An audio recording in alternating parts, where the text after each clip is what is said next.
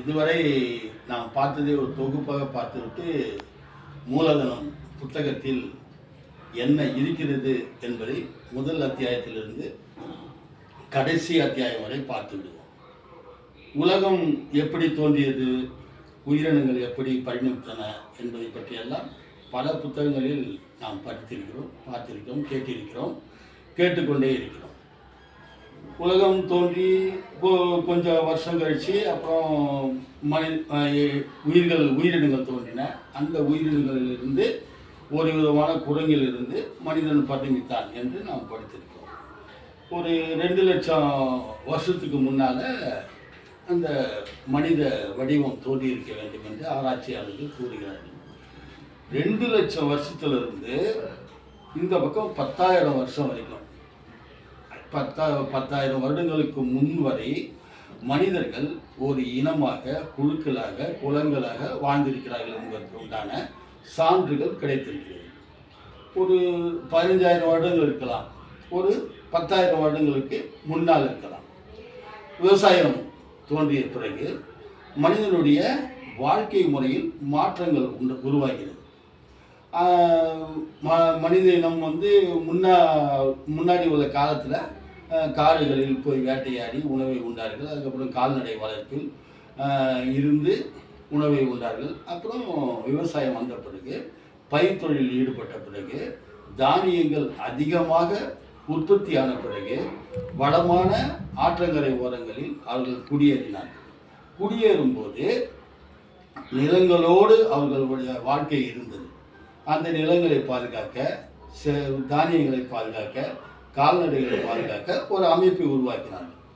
அந்த அமைப்பு எப்படி இருந்ததுன்னா, இனக்குழுக்கள் இருக்கும்போது அது ஒரு இனக்குழுவாக அது இருந்திருக்கிறது. இனக்குழுவுக்கு ஒரு தலைவர் இருந்திருக்கிறார். இப்போ புத்தரை நீங்கள் எடுத்தீங்கன்னா, புத்தர் அரச பரம்பரைக்கு எதிராகத்தான் பேசியிருப்பார். அந்த அரசன் என்றாலே அவருக்கு பிடிக்காது. ஆனால் அரசர்கள் புத்தரை தன்னோடு சேர்த்து கொண்டார்கள். பின்னால் நடந்த விஷயங்களில் புத்த மதமே அரச மதமாக மாறிவிட்டது.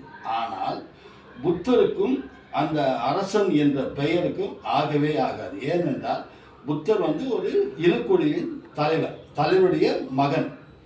அந்த சுத்தோதனர் என்ற ஒரு சிறிய இனக்குழுவின் தலைவருக்கும், யசோதை என்ற இனக்குழுவின் தலைவிக்கும் பிறந்த ஒரு மகன் அவர்.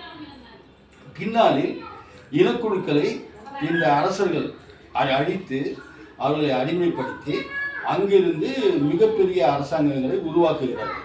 மகத பேரரசு, மௌரிய பேரரசு என்று வரிசையாக பேரரசுகள் வட இந்தியாவில் உருவாகும் போது அதற்கு எதிர்வினையாகத்தான் புத்தர் தன்னுடைய மதத்தை துவக்கினார் என்பது வரலாறு.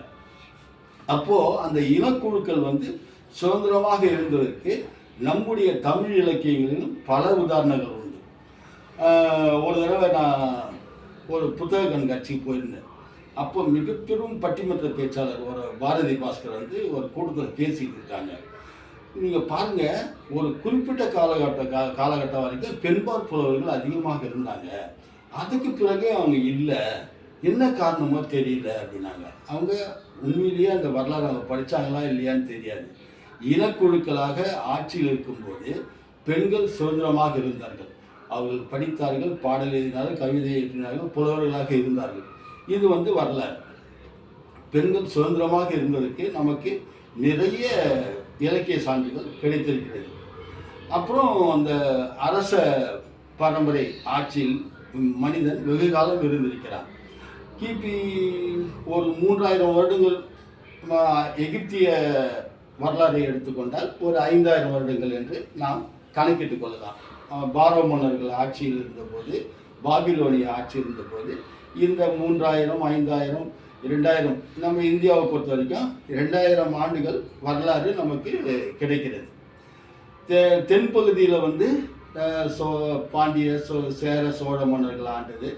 இப்படி பார்த்தோம்னா அந்த அரசர்கள் என்ற ஒரு குழு நம் மக்களை, நம்முடைய முன்னோர்களை ஆண்டிருக்கிறார்கள். காலம் மாறுகிறது. மாறும்போது விஞ்ஞான கண்டுபிடிப்புகள் வருகிறது. அப்போது அந்த விஞ்ஞான கண்டுபிடிப்புகள் வந்த பிறகு ஒரு புதியதாக ஒரு வர்க்கம் உருவாகிறது. அதுதான் முதலாளித்துவ வர்க்கம். அவங்க என்ன பண்ணுறாங்கன்னா, வரும்போது அவங்க உருவாகும் போது தன்னுடைய முதலீடுகள் அதிகமாக லாபத்தை தரும்போது அவர்கள் மிகப்பெரிய அளவில் பணக்காரர்களாக மாறும்போது இந்த ஏற்கனவே இருந்த அரசர்களை அடியோடு அழித்துவிட்டு, அந்த அரச மதத்தை அழித்துவிட்டு, கத்தோலிக்க மதத்தை அழித்துவிட்டு, கத்தோலிக்க மதத்தை சார்ந்த குருவான்களை அழித்துவிட்டு அந்த இடங்களை இவர்கள் எடுத்துக்கொள்கிறார்கள். இந்த நிலங்களை எடுத்து அவர்கள் பரிமாறும் போது, பலருக்கு பிரித்து கொடுக்கும் போது அங்கு சொத்துடைமை என்ற தனி சொத்துடைமை என்ற ஒரு விஷயம் ஆரம்பிக்குது. அப்போ முதலாளி வர்க்கம் துவங்குகிறது. அதனுடைய அடிப்படையே கத்தோலிக்க மதத்திலிருந்த அந்த மடாலயங்களில் உள்ள செல்வங்களை அழித்துவிட்டு தான் அவர்கள் அந்த சொத்துக்களை அபகரித்து தான் அந்த முதலாளித்துவ முறைகளையே கொண்டு வருகிறார்கள். நாம் அப்புறம் பட்டறை தொழில் முறையை பார்த்தோம். அப்புறம் ஐரோப்பாவிலிருந்து ஏற்றுமதி செய்யக்கூடிய கம்பளி ஆடைகள், அப்புறம் பிற பொருட்கள் அப்படி இந்தியாவுக்கு அவங்க வந்தது. அங்கிருந்து அமெரிக்காவுக்கு போனது. அமெரிக்காவை இந்தியா நினச்சிக்கிட்டு அங்கே வாழ்ந்தவங்க ரெட்டி சிவப்பு இந்தியர்கள் ஆயிடுச்சுது, அந்த மக்களை கொலை செய்தது. அப்போ நம்ம வரலாறு படிக்கும்போது, சின்ன வயசில் படிக்கும்போது 9ஆம் கிளாஸ் 10ஆம் கிளாஸ் 11 காலேஜ் படிக்கும்போது என்ன படிக்கிறோம்? கொலம்பஸ் அமெரிக்காவை கண்டுபிடிச்சாரு. அவர் மிகப்பெரிய கடலில் பயணம் செய்யக்கூடிய மிகப்பெரிய பயணி அப்படின்னு படிக்கிறோம். அதில் உண்மை. கொலம்பஸ் எதுக்காக போகிறாருன்னா, தங்கம் எங்கு கிடைக்குமோ தங்கத்தை கொண்டு வருவதற்காக அவர் ஸ்பெயின் நாட்டு ராணிகிட்ட போய் கேட்குறாரு, உதவி கேட்குறாரு. அப்போ கொலம்பஸ் கூட யாரும் போகல. கொலம்பஸ் கூட போனவெல்லாம் மரண தண்டனை கைதிகள் தான் போகிறாங்க. வெறும் திருட்டு பசங்க, கொலைகாரனுங்க, மொல்ல மாதிரிங்க, முடிச்சவைக்குங்க, அவனுக்கு கொலம்பஸ் தலைவன். இவனுக்கு போய் தான் அந்த அமெரிக்காவில் உள்ள பழங்குடியின மக்களை கொன்று குவித்து அங்கிருந்து அந்த தங்கங்களை சேர்த்து கொண்டு ஐரோப்பாவில் கொண்டு கொட்டுகிறார்கள். அங்கிருந்தான் அந்த முதலாளித்துவம் உருவாகிறது. நம்ம முதலாளிகளுக்கு தனிப்பட்ட முறையில் எந்த விஷயத்திலும் விரோதி கிடையாது. அவங்க ரொம்ப உழைக்கிறாங்க. ஆமாம், ரொம்ப பாவம், அவங்க ரொம்ப கஷ்டப்படுறாங்க. சொகுசு காட்டில் போகிறாங்க. அப்புறம் சாயங்கால நேரத்தில் தண்ணி அடிக்கிறாங்க. அவங்க குடிக்கிற தண்ணி மது தான். ஒரு 15,000 ரூபாய் ஒரு பாட்டிலு. அப்புறம் ஒரு நல்ல ஹோட்டலில் சாப்பிடுவாங்க. ஒரு சாப்பாடு 13,000 ரூபாய். இப்படி அவங்க ரொம்ப கஷ்டப்படுறாங்க. அந்த முதலாளிகளை நாம் கொஞ்சம் கொஞ்சமாக நம்ம பாராட்டி இப்போ பெரிய அளவில் முதலாளியின் கையிலேயே அரசாங்கம் போயிடுச்சு.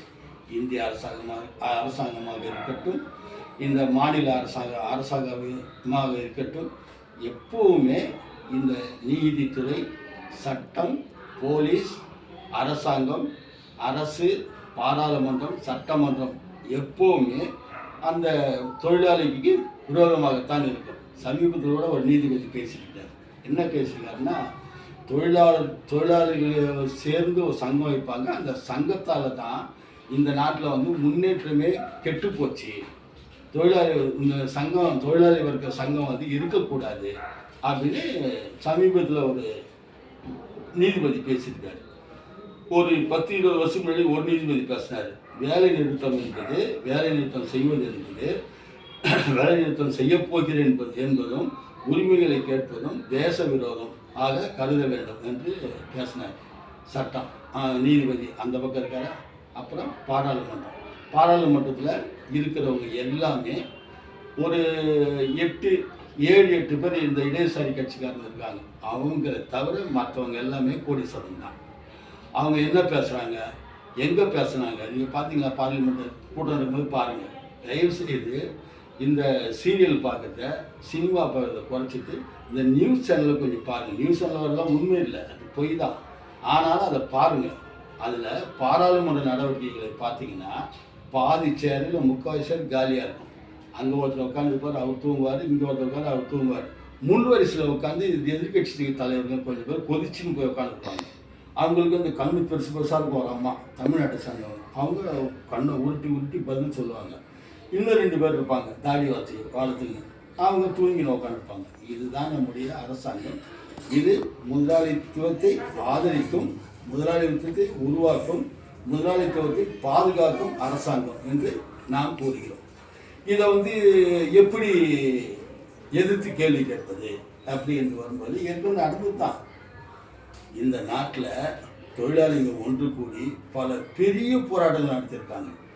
உண்மையிலே சொல்லப்போனால் சுதந்திர போராட்டமே தொழிலாளி வர்க்கம் போராடிய போது கிடைத்த வெற்றியினை வைத்து தான். ஏன்னா தொழிலாளி, சாதாரணமான தொழிலாளி, ஒரே ஒரு சட்டையும் கீழ்த்து போகிற அரட்டவசரம் போட்டுக்கிறான். அவன் வெள்ளைக்காரனை எழுத்து நின்று போராடி ஜெயிக்கிறாங்க.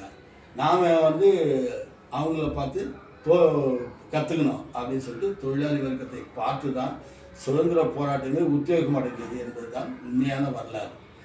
நாம் வர்க்கங்களாக பிரிந்திருக்கிறோம் என்பதை முதலில் புரிந்து கொள்ள வேண்டும். தொழிலாளி என்றால் யார் என்பதை புரிந்து கொள்ள வேண்டும். முதலாளி என்றால் யார் என்பதை புரிந்து கொள்ள வேண்டும்.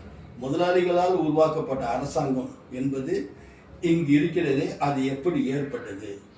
உண்மையிலேயே சுதந்திர போராட்டத்துக்காக போராடியவர்கள் அனைவரும் எல்லா வர்க்கத்தினராலும் இருந்து வந்தார்களா, அல்லது முதலாளித்துவ வர்க்கத்தால் ஆதரிக்கப்பட்ட, முதலாளித்துவ வர்க்கத்தால் முன்தள்ளப்பட்ட ஆட்களால் சுதந்திரம் கிடைத்தது? அவங்ககிட்ட கொடுத்தாங்க. காங்கிரஸ்காரங்க எல்லாருமே முதலாளிகளை எடுத்து பேசியதே கிடையாது.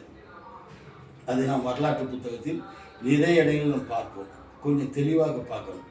இப்போ வர்க்க போராட்டம் என்பது ஒரு உச்சக்கட்டத்தை அடைந்திருந்த, சென்ற நூற்றாண்டில் உச்சக்கட்டத்தை அடைந்திருந்தது. பல நாடுகளில் நாம் அரசாங்கத்தை நடத்தி கொண்டிருந்தோம். இப்போ எல்லாத்தையும் அழிச்சிட்டாங்க. முதலாளிங்க இப்போ வலிமையோடு இருக்காங்க. ஆனால் அந்த வலிமையெல்லாம் நிற்காது. அந்த வலிமை என்பது ஏழைகளுக்கு நன்மை செய்யாத எந்த அரசும் நிலைக்காது. இந்த வள்ளுவர் வந்து பல இடங்களில் சொல்லியிருக்கிறார். ஒரு அரசன் எப்படி இருக்க வேண்டும் என்றால் அவன் ஏழைகளுக்கு நன்மை செய்ய வேண்டும் என்று கபிலர் என்ற புலவர் பாடியிருக்கிறார். இப்போ இப்படி நிறைய உதாரணங்கள் நம்ம சொல்லிக்கொண்டே போகலாம். இந்த அரசாங்கத்தை எதிர்ப்பதற்கு, முதலாளித்துவ அமைப்பை எதிர்ப்பதற்கு, முதலாளித்துவ அமைப்பில் உள்ள தீமைகளை எதிர்ப்பதற்கு நாம் என்ன செய்ய வேண்டும் என்றால், நாம் முதலில் அறிவாயுதத்தை ஏந்த வேண்டும். நமக்கு ஒரு மகத்தான பெரிய ஆயுதம் வந்து கையில் இருக்கிறது. அதுதான் தத்துவம், கம்யூனிஸ்ட் தத்துவம். அதை மார்க்ஸ் என்பவர் உருவாக்கி வைத்திருக்கிறார். அவர் 80,000 பக்கம் எழுதி வைத்திருக்கிறார். அதில் 3600 பக்கத்தில் மூலதனம் என்ற புத்தகத்தை எழுதியிருக்கிறார். அதில் விரிவாக சரக்கு என்றால் என்ன, மதிப்பு என்றால் என்ன, உபரி மதிப்பு என்றால் என்ன, பேங்கிங் சிஸ்டம் என்றால் என்ன என்பதை பற்றியெல்லாம் தீவிரமாக அலசி ஆராய்ந்திருக்கிறார். அவர் எழுதி 150 ஆண்டுகளுக்கு பிறகும் இன்றும் புதுமையாக இருக்கிறது. இன்று அமெரிக்காவில் நிறைய மாணவர்கள் கம்யூனிஸ்ட் படிக்கிறார்கள். நிறைய மாணவர்கள், நிறைய ப்ரொஃபஸர்கள் வந்து கம்யூனிஸ்ட் சொல்லித்தராங்க. அங்கே காசு கொடுத்து போய் கம்யூனிஸ்ட் கற்றுட்டு வரான். கார்ல் மார்க்ஸை படிக்கிறான், மூலதனத்தை படிக்கிறான். பல ஐரோப்பிய நாடுகளில் இது வந்து வெளியே சொல்ல மாட்டான். எப்படி சொல்ல மாட்டான்னா, ஈரான் மேலே வந்து அமெரிக்கா குண்டு போட்டுது, இங்கே இஸ்ரேல் மேலே வந்து பாலஸ்தீன்காரன் குண்டு போட்டுட்டான், ரஷ்யாக்காரன் வந்து அங்கே இன்னொரு நாட்டு மேலே குண்டு போட்டுட்டான், செதறி போச்சு, இதை மட்டும்தான் சொல்லுவோம்.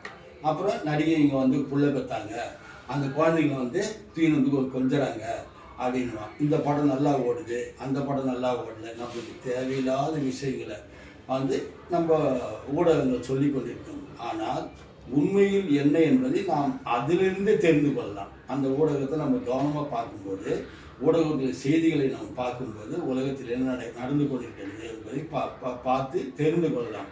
கூடவே நாம் மார்க்ஸை பயில்வோம். நன்றி தோழர்களே, வணக்கம்.